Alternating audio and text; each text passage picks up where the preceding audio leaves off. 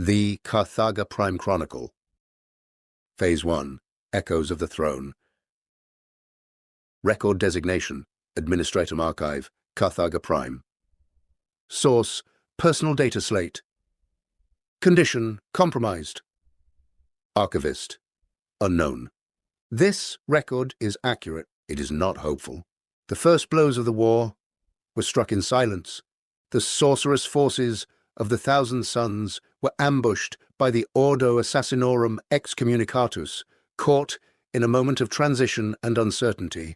Through discipline, foresight, and no small measure of arcane defiance, the traitors narrowly escaped annihilation, clawing back a hard-fought victory from what should have been their end. Others arrived with colder intent. The Wardens of Carthaga were deployed as a vanguard shield host, not to reclaim the world, but to ensure that nothing of true consequence ever left it. Their orders were encoded in trinary logic, sealed by Auramite sigil and gene lock. The throne core is not to be awakened. The beacon is not to be silenced fully. All who draw near are to be neutralized. Countless skeins bristled with potential as multiple factions cast their gaze upon the world of Carthaga Prime. The Harlequins had little time to set the stage for this most unfortunate of worlds before their presence became known. While all manner of Monkey and warp-tainted forces mustered for their graceless squabbles, the mask worked with greater purpose. Shadowseer Vexhalia's vision was clear. The tomb must awaken prematurely, and it must do so under the cursed influence of the Flayed Ones. So it was made reality. The tomb was cast not as conqueror, but as frenzied nuisance, a role it would play with bloody enthusiasm in Carthaga's unfolding tragedy. Carthaga Prime sang before it burned. Beneath its wars, its shifting alliances, and its endless grinding violence, there was rhythm, repetition without resolution, conflict, stretched, thin, and never allowed to end. To the entranced, this was unbearable. A world forever poised on the brink, denying release to victor and victim alike. They came not for conquest, nor for dominion, but to force an ending, to test their song against a planet that refused completion, and to discover whether Carthaga Prime would finally break, or teach them new ways to suffer the silence. The throne spire was once the axis upon which Carthaga Prime turned. It rose above the city as both palace and command nexus, a towering skyscraper from which the planetary ruler governed through vox, data tithe, and decree. In its final days, the spire became a fortress, its upper levels sealed as war consumed the streets below. Now it lies broken and half-buried in its own collapse. Its lower halls are crushed beneath kilometers of fallen stone and ferrocrete. Ancient corridors still breathe with residual power. Machine spirits mutter in the dark. The shattered heights loom over the ruins like a judgment, unfinished, from the Imperium. Watchmaster Bossius of the Death Watch, after receiving the Go command from High Command, led his squad with ruthless precision. Enemy sorcerer leaders were identified, isolated, and destroyed. There would be no commendations, no ceremony, only the quiet certainty of duty fulfilled. Blade champion Cassian Tiber led his dread host blades. His armor's internal systems filtered the tainted air, but he had learned to feel an enemy before he saw them, to taste intent in the air itself.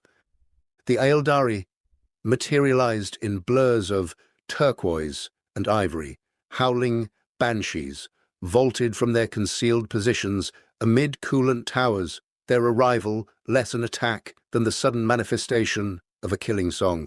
Their mirrored helms screamed an ultrasonic note that tore at vox feeds and made even gene-forged hearts stutter. They landed among the Witch-Seekers, escorting Cassian, sleek, deadly forms, cutting through Imperial lines before the Custodes had fully registered their presence. Auramite split and flared, but held. In that heartbeat, Cassian flowed from stillness into motion, grav plates disengaged, abandoning his anchored posture as he slid into the Gilded Reaper stance. his hands spread wide upon the hilts of his blades, his entire body rotating from the hips. The twin weapons were set on lethal, scything arcs at neck and waist height. He let the momentum of that sweeping turn carry one blade down in a brutal diagonal cut. The force blade smashed through the autarch's energy fields, sundered rune wards, and bit deep into wraithbone armor, shearing her from shoulder to midriff in a single, merciless stroke. He turned to the Witch-Seekers. "Purge all remaining Eldar. Nothing leaves this sector. The beacon is our Emperor's will alone." Cassian knelt briefly beside the fallen autarch, studying the cold, empty sheen of her lifeless helm. "Perfection without faith," he murmured, "is only vanity before the throne." From the followers of excess, Canticum Doloris of the entranced raised pain and pleasure alike, but the tempo was wrong. Sightlines collapsed, firing solutions dissolved into motion and color. Where there should have been anticipation, there was only absence. One by one, the lesser voices fell silent. This was not defeat. This was denial. From the Harlequins, guided by Shadowseer Vexhalia's favored skein, Silandri led her mask to wake the ancient foe with precise intent. The skirmish claimed losses on both sides, but the Harlequins struck where it mattered most. Canoptech custodians were dismantled.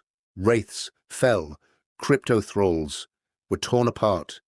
A Doomstalker collapsed into ruin. The stage was set, the players withdrew. From the Aeldari of Threnilis, they did not celebrate their victories. They tallied their dead, gathered spirit stones, and committed them to the Infinity Circuit. Their crusades were cold, precise affairs.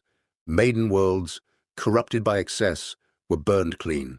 Threnilis did not take worlds, nor did it defend anything beyond itself.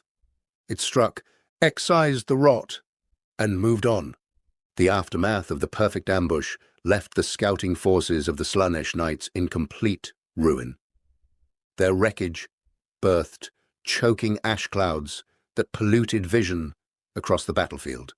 What should have been a flawless Harlequin victory did not mark the end of the encounter. A third skein revealed the truth. The knights were not finished. They were to be granted an encore.